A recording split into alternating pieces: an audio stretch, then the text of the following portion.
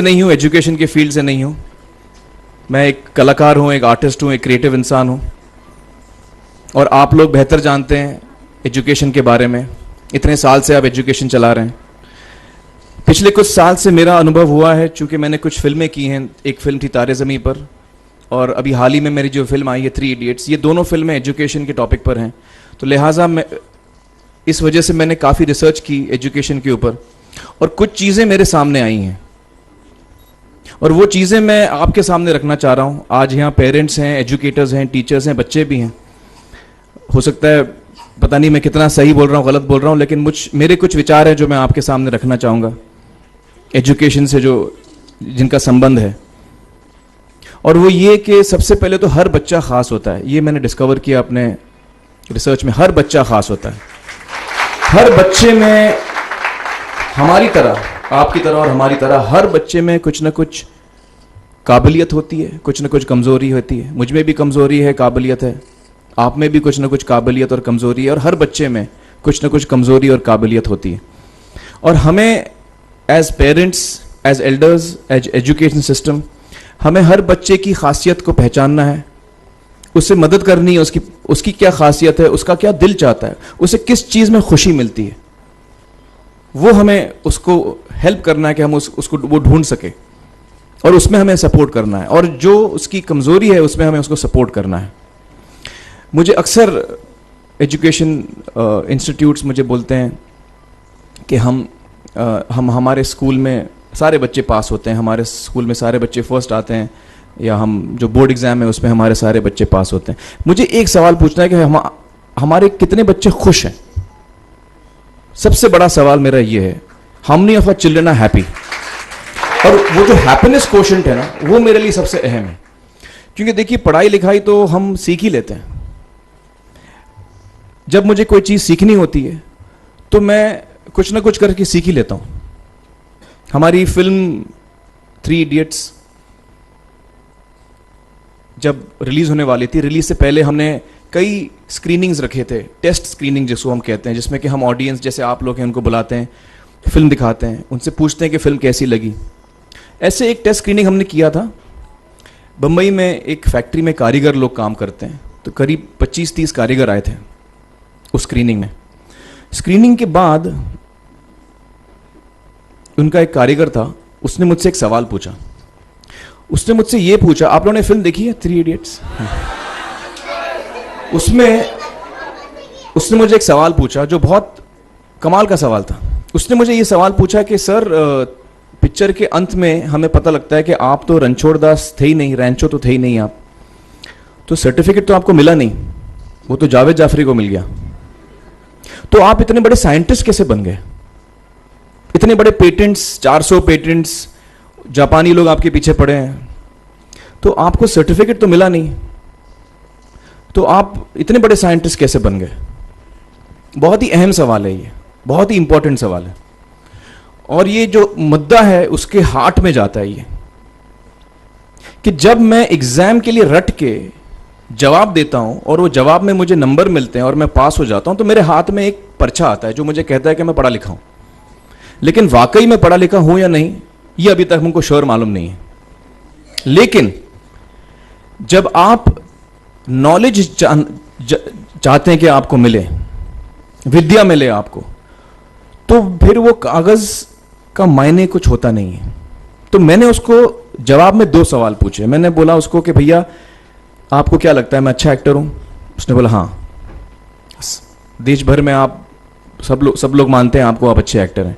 मैंने उससे कहा कि भैया, मेरे पास कोई सर्टिफिकेट नहीं है जो कहता है कि मैं अच्छा एक्टर हूं।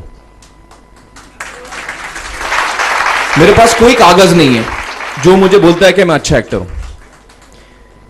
मैंने फिर उससे एक सवाल पूछा कि मैंने सुना आप बहुत अच्छे कटर हैं, आपके जो बॉस मुझे बताते हैं कि आप उनके मेन कटर हैं और आपकी बड़ी इज्जत करते हैं वो, आपके पास कोई पर्चा है, सर्टिफिकेट है जो मुझे बताता है कि आप कटर हो? उसने बोला नहीं सर। तो मैंने बोला आपका जवाब आपको इधर ही मिल गया। Education is beyond marks, education is beyond grades, education is what you learn.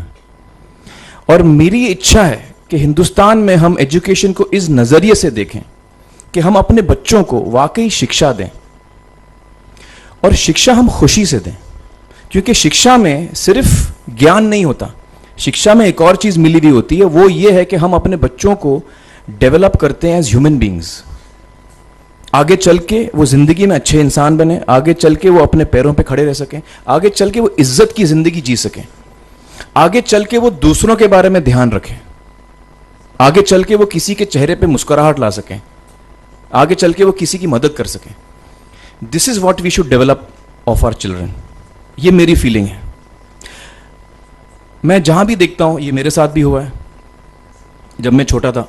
जब से हमारे बच्चे छोटे होते हैं, जब से बच्चे पैदा होते हैं, बच्चा घर आता है, हम बच्चे को पूछते हैं भाई मार्क्स कितने मिले, फर्स्ट आए कि सेकंड आए? वो बोलता है सेकंड। सेकंड आए तो अरे फर्स्ट नहीं आए, डांट पड़ती है उसको। जो बोलता है मैं 10th आया तो उसकी तो हालत ही बुरी हो जाती है। बच्चे को लगता है यार ये फर्स्ट आना बड़ा जरूरी है। उसको रेस में हम पूछते हैं तुम रेस में फर्स्ट आए कि सेकंड आए? में हम उसको बचपन से, जब से वो केजी लोअर केजी में होता है, जब लोअर केजी में रेस होती है, चमचा मुंह में लगा के उसमें नींबू डाल के भागते हैं। उसमें भी हम बच्चे को पूछते हैं अरे मेरा बेटा फर्स्ट आएगा, लाओ बेटा मेरा फर्स्ट आना। मतलब पेरेंट्स चिल्ला रहे हैं बेटा भागो, मतलब नींबू लेके भागो। तो उसमें होता क्या है कि बच्चे को लगता है कि यार ये बड़ा जरूरी है। मेरे पेरेंट्स को हमेशा, मेरे पेरेंट्स मुझे एक ही सवाल पूछते हैं, मैं फर्स्ट आया कि नहीं।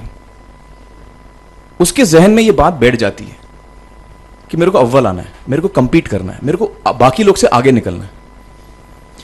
टीचर्स भी यही सवाल उसको पूछते हैं आमतौर पे, मेरे साथ हुआ है।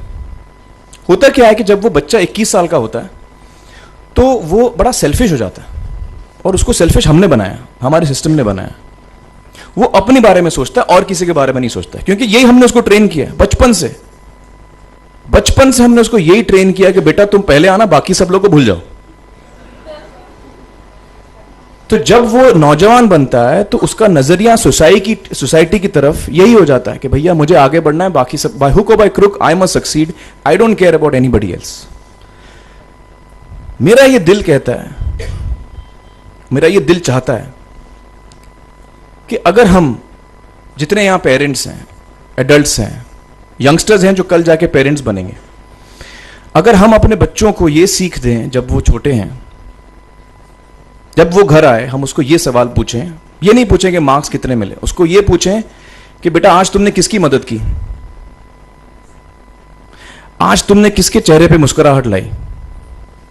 अगर हम उसको ये पूछें तो उसको ये लगेगा कि यार जरूरी ये है, मेरे पेरेंट्स मुझे हमेशा ये पूछते हैं, मार्क्स का तो कभी पूछते नहीं, वो मुझसे ये पूछते हैं कि भैया तुमने किसको हेल्प किया आज।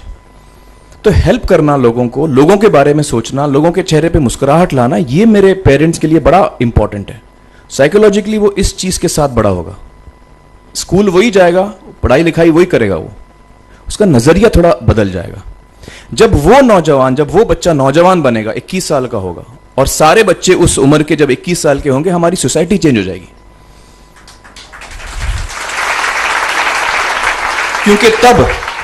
क्योंकि तब हमारी सोसाइटी में ऐसे नौजवान होंगे जो खुद के बारे में नहीं सोच रहे, दूसरों के बारे में सोच रहे हैं। तो मुझे लगता है कि सबसे बड़ी चीज जो हमारे एजुकेशन सिस्टम में मैं देखना चाहूंगा, जो मैंने अपने स्कूल लाइफ में नहीं देखी, कि हमको ये अहमियत इस पे दी जा रही है कि हम अपने आसपास के बच्चों को कितना हेल्प कर रहे हैं। ये एक बहुत बड़ी तब्दीली अगर आ जाए तो मुझे लगता है कि हमारा देश बहुत सुधर सकता है, बहुत बदल सकता है, हम बहुत